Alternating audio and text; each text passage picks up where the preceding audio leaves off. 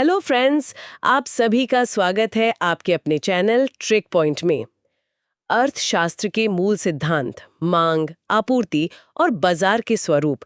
आज के इस विश्लेषण का उद्देश्य केवल किताबी परिभाषाएं पढ़ना नहीं है। बिल्कुल नहीं, बल्कि ये समझना है कि कैसे घर के बजट से लेकर वैश्विक अर्थव्यवस्था के उतार चढ़ाव, मतलब सब कुछ एक ही धागे से जुड़ा हुआ है। राइट। क्या कभी इस बात पर गौर किया गया है कि सुबह की चाय में जो चीनी इस्तेमाल होती है या फिर स्मार्टफोन पर जो इंटरनेट डेटा हम खर्च करते हैं ना, हाँ, उसकी कीमत तय करने के पीछे सिर्फ एक दुकानदार का हाथ नहीं होता। हाँ। असल में एक बहुत बड़ा अदृश्य तंत्र काम कर रहा होता है। एग्जैक्टली। और आज का ये डीप डाइव इसी तंत्र को डिकोड करने के बारे में है। किसी भी विशाल तंत्र को समझने के लिए ना सबसे पहले उसकी नींव टटोलना जरूरी है। सही बात है। अगर इतिहास के पन्नों को पलटें तो ये अर्थशास्त्र यानी इकोनॉमिक्स शब्द आखिर पैदा कहाँ से हुआ, क्योंकि मुझे लगता है कि इसके नाम में ही इसका असली मतलब छिपा होना चाहिए। ऐसा सोचना बिल्कुल जायज है। देखिए, इस शब्द की जड़ें प्राचीन ग्रीक भाषा में छुपी हैं। ये ओइकोनोमिया शब्द से निकला है। ओइकोनोमिया। हाँ, अगर हम इस ग्रीक शब्द को तोड़ें तो दो हिस्से मिलते हैं। पहला है ओइकोस, जिसका मतलब होता है घर या घरेलू, और दूसरा है नोमोस, यानी प्रबंधन। तो अगर इन दोनों को जोड़ दें तो इसका सीधा सा मतलब हुआ घर का प्रबंधन। बिल्कुल, मूल रूप से यही अर्थ था। प्राचीन काल में मुख्य चुनौती ये होती थी कि एक परिवार अपने सीमित अनाज या पशुओं का इस्तेमाल कैसे करे कि पूरे साल काम चल जाए। किसे क्या मिलेगा, कितना बचाया जाएगा, यही शुरुआती अर्थशास्त्र था। एग्जैक्टली। लेकिन 18वीं सदी में एक बड़ा बदलाव आया। 1776 में स्कॉटलैंड के दार्शनिक एडम स्मिथ ने किताब लिखी, an inquiry into the nature and causes of the wealth of nations, जिन्हें अर्थशास्त्र का जनक भी कहा जाता है, राइट? हाँ, उन्होंने अर्थशास्त्र को केवल घर तक सीमित नहीं रखा, बल्कि इसे धन का शास्त्र घोषित कर दिया। ये एक बहुत बड़ा वैचारिक बदलाव था। अब जब हम अर्थशास्त्र पढ़ते हैं तो अक्सर दो भारी भरकम शब्द सुनाई देते हैं, व्यष्टि अर्थशास्त्र मतलब माइक्रो, और समष्टि अर्थशास्त्र यानी मैक्रो। हाँ, माइक्रो और मैक्रो, इसे ऐसे देखते हैं। माइक्रो का मतलब है सूक्ष्म स्तर पर। इसमें हम देखते हैं कि एक अकेला उपभोक्ता बाजार में क्या फैसले ले रहा है, एक अकेली कंपनी कीमत कैसे तय कर रही है ना? बिल्कुल। दूसरी तरफ मैक्रो यानी समष्टि का दायरा विशाल है। यह पूरे देश की अर्थव्यवस्था को एक इकाई मानता है। अगर मैं इसे एक उपमा के जरिए देखूं तो व्यष्टि यानी माइक्रो का मतलब है जंगल में एक अकेले पेड़ का अध्ययन करना। बहुत बढ़िया उपमा है। ये देखना कि उस एक पेड़ की जड़ों को कितना पानी मिल रहा है। जबकि समष्टि या मैक्रो का मतलब है पूरे जंगल को एक साथ देखना, वहां की जलवायु कैसी है। ये एकदम सटीक बैठता है। उस पेड़ वाले हिस्से में हम एक कंपनी का मुनाफा देखते हैं, लेकिन जंगल वाले हिस्से में हम राष्ट्रीय आय, कुल बेरोजगारी दर और राजकोषीय नीति का अध्ययन करते हैं। राजकोषीय नीति मतलब सरकार टैक्स से कैसे पैसा इकट्ठा कर रही है और उसे कैसे खर्च कर रही है। हाँ, ये पूरे जंगल के मौसम को नियंत्रित करने जैसा ही है। चलिए, पेड़ और जंगल का फर्क तो साफ हो गया, लेकिन असली दुनिया के बाजार में सबसे बुनियादी नियम क्या होते हैं? मतलब वो कौन सा अदृश्य इंजन है जो बाजार को चलाता है? वो इंजन मुख्य रूप से दो शक्तियों से चलता है, मांग और आपूर्ति, डिमांड एंड सप्लाई। लोग अक्सर मांग का मतलब सिर्फ चाहत समझ लेते हैं। हाँ, लेकिन अर्थशास्त्र इसे बहुत सख्ती से मापता है। यहीं पर मुझे एक सवाल पूछना है। मान लीजिए कोई व्यक्ति फेरारी कार चाहता है, दिन रात उसके सपने देखता है, लेकिन उसके बैंक खाते में पैसे नहीं है, तो क्या अर्थशास्त्र में उसे मांग माना जाएगा? इसका सीधा जवाब है नहीं। अर्थशास्त्र के नजरिए से वो सिर्फ एक खोखली इच्छा है। मांग बनने के लिए 3 तत्व चाहिए: इच्छा, पैसे होने की क्षमता और खर्च करने की तत्परता। यानी चाहत, हैसियत और नियत, तीनों का संगम। बिल्कुल। और मांग का नियम एक विपरीत संबंध दिखाता है। कीमत बढ़ने पर मांग घट जाती है, क्योंकि लोग विकल्प तलाशने लगते हैं। और आपूर्ति यानी सप्लाई वो इसके उलट काम करती है। एग्जैक्टली। उत्पादक के नजरिए से कीमत और आपूर्ति में धनात्मक संबंध होता है। उच्च कीमत का मतलब है अधिक मुनाफा। तो अगर बाजार में जूतों की कीमत बढ़ रही है तो फैक्ट्रियां ज्यादा जूते बनाएंगी। हाँ, ताकि बहती गंगा में हाथ धो सकें। इसीलिए आपूर्ति का ग्राफ हमेशा नीचे से ऊपर की ओर जाता है। ये रस्साकशी तो समझ आ गई, लेकिन गली के नुक्कड़ की सब्जी मंडी और हवाई जहाज बनाने वाली कंपनियों का बाजार दोनों बहुत अलग दिखते हैं। सही अवलोकन है। बाजार के 4 मुख्य स्वरूप हैं। सबसे आदर्श है पूर्ण प्रतियोगिता। इसमें क्या खास है? इसमें अनगिनत खरीदार और बेचने वाले होते हैं और उत्पाद बिल्कुल समरूप होता है। जैसे कृषि मंडी में गेहूं, कोई एक अपनी मर्जी से कीमत तय नहीं कर सकता। कीमत सिर्फ मांग और आपूर्ति के संतुलन से तय होती है, राइट? बिल्कुल। अब इसके ठीक उलट स्थिति की कल्पना कीजिए, एकाधिकार या मोनोपोली, जहां सिर्फ एक ही विक्रेता बचे। हाँ, और बाजार में किसी नए प्रतिद्वंदी के आने पर प्रतिबंध हो, कीमत पर उनका पूरा नियंत्रण होता है। तो वे कृत्रिम कमी पैदा करके कीमतें बढ़ा सकते हैं, जैसे रेलवे या कोई इकलौती बिजली कंपनी। सही कहा।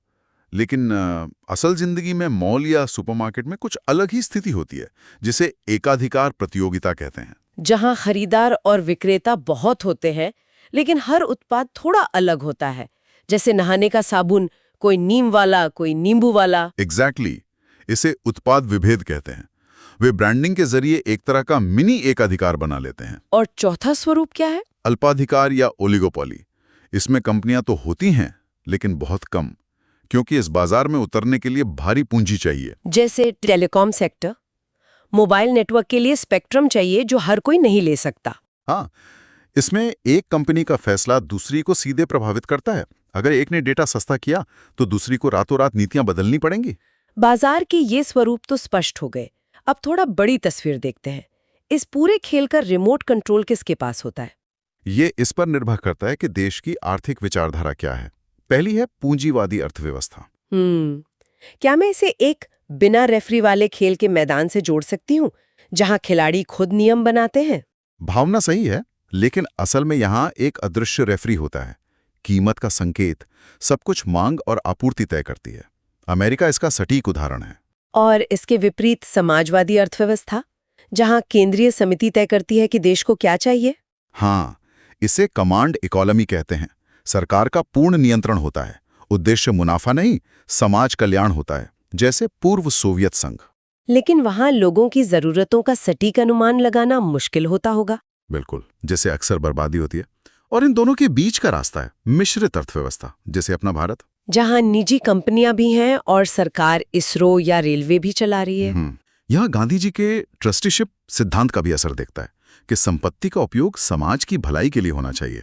ये तो देश के भीतर की बात हुई। बाह्य विश्व के साथ संबंधों के आधार पर भी तो वर्गीकरण होता है ना? बिल्कुल। एक है खुली अर्थव्यवस्था, जहां आयात निर्यात पर कड़े प्रतिबंध नहीं होते, जैसे सिंगापुर या भारत। और बंद अर्थव्यवस्था, जो शेष विश्व से कट जाए, जैसे उत्तर कोरिया, जहां सब कुछ देश के भीतर ही पैदा करना होता है। चलिए अब भारत का एक रिपोर्ट कार्ड देखते हैं। दुनिया के मंच पर आज हम कहाँ खड़े हैं? आंकड़े काफी दिलचस्प हैं। नॉमिनल जीडीपी के आधार पर हम दुनिया की चौथी सबसे बड़ी अर्थव्यवस्था हैं। और क्रय शक्ति समता, जिसे पीपीपी कहते हैं, उसमें हम तीसरे स्थान पर हैं। एग्जैक्टली। ये पीपीपी क्या है? इसे थोड़ा आसान भाषा में डिकोड करते हैं। मान लीजिए आपके पास $100 हैं। ठीक है। अगर अमेरिका में है तो शायद 5 बर्गर खरीद पाए। हाँ, वहाँ महंगाई ज्यादा है। बिल्कुल। लेकिन अगर उन्हीं $100 को रुपए में बदल लें, लगभग 8,000 रुपए, तो भारत में उसी स्तर के रेस्टोरेंट में आप 50 बर्गर खरीद सकते हैं। ओह, मतलब समान पैसे में हमारी खरीदने की ताकत बहुत ज्यादा है। यही पीपीपी है। ये वास्तविक जीवन स्तर को बेहतर दर्शाता है। ये तो बहुत सकारात्मक है, लेकिन यहाँ एक बड़ा विरोधाभास है। जीडीपी में हम इतने आगे हैं, फिर भी तकनीकी पिछड़ापन, बेरोजगारी और प्रति व्यक्ति आय इतनी कम क्यों है? ये विकासशील अर्थव्यवस्था की सबसे बड़ी पहेली है। इसका जवाब अंश और हर, यानी न्यूमरेटर और डिनोमिनेटर में छिपा है। मतलब जीडीपी बहुत बड़ी है, लेकिन जब उसे 1.4 अरब की आबादी से बांटते हैं तो हिस्से में कम आता है। बिल्कुल। धन का ढेर बड़ा है, लेकिन खाने वाले बहुत ज्यादा हैं। ऊपर से आय का असमान वितरण और कृषि पर भारी निर्भरता भी एक समस्या है। तो इस पहेली को सुलझाने के लिए ये देखना होगा कि लोग असल में काम कहाँ कर रहे हैं। अर्थव्यवस्था के कॉलर के रंगों का वर्गीकरण भी तो है। हाँ, 5 क्षेत्र हैं। पहला है प्राथमिक क्षेत्र, रेड कॉलर वर्कर्स, जो सीधे प्रकृति से जुड़े हैं, जैसे कृषि या खनन। एग्जैक्टली। विडंबना यह है कि देश की आधी आबादी इसमें लगी है, लेकिन जीडीपी में योगदान सिर्फ 16% है। ये तो प्रच्छन्न बेरोजगारी का क्लासिक उदाहरण है। इसके बाद द्वितीय क्षेत्र आता है ब्लू कॉलर। हाँ, औद्योगिक क्षेत्र, जहां कच्चे माल से नई वस्तुएं बनती हैं, जैसे कारखाने। यहाँ ग्रॉस वैल्यू एडेड यानी जीवीए में इसका योगदान लगभग 27.6% है। और तीसरा क्षेत्र जो सबसे ज्यादा चर्चा में रहता है व्हाइट कॉलर। सेवा क्षेत्र या टर्शरी सेक्टर, ये कोई भौतिक वस्तु नहीं बनाता बल्कि सेवाएं देता है, जैसे बैंकिंग, शिक्षा। भारत के जीवीए में इसका योगदान 55% है, सबसे ज्यादा। लेकिन आज की अर्थव्यवस्था में इनके आगे भी कुछ क्षेत्र है ना? हाँ, चौथा है चतुर्थांश या ज्ञान क्षेत्र। इसमें आईटी रिसर्च और डेटा विश्लेषण आता है। और पांचवा पंचसंख्यक क्षेत्र। यह अर्थव्यवस्था का मस्तिष्क है। यहाँ शीर्ष निर्णय लेने वाले होते हैं, जैसे बहुराष्ट्रीय कंपनियों के सीईओ या नीति निर्माता। एक सवाल है, इन शीर्ष क्षेत्रों में बैठे चंद लोग रोजमर्रा के ब्लू कॉलर मजदूर को कैसे प्रभावित करते हैं? वे अदृश्य धागों से बंधे हैं। मान लीजिए, शीर्ष नीति निर्माताओं ने तय किया कि भारत सेमीकंडक्टर निर्माण में आत्मनिर्भर बनेगा। नीतियां बन गई। फिर ज्ञान क्षेत्र के इंजीनियर शोध करते हैं, उस शोध से नई फैक्ट्रियां लगती हैं और वहां लाखों ब्लू कॉलर नौकरियां पैदा होती हैं। बहुत ही स्पष्ट चित्र है। लेकिन भारत ने तो उद्योग के स्तर को छलांग लगाकर सीधे सेवा क्षेत्र में प्रवेश कर लिया है ना? यह हमारी सबसे बड़ी संरचनात्मक सच्चाई है।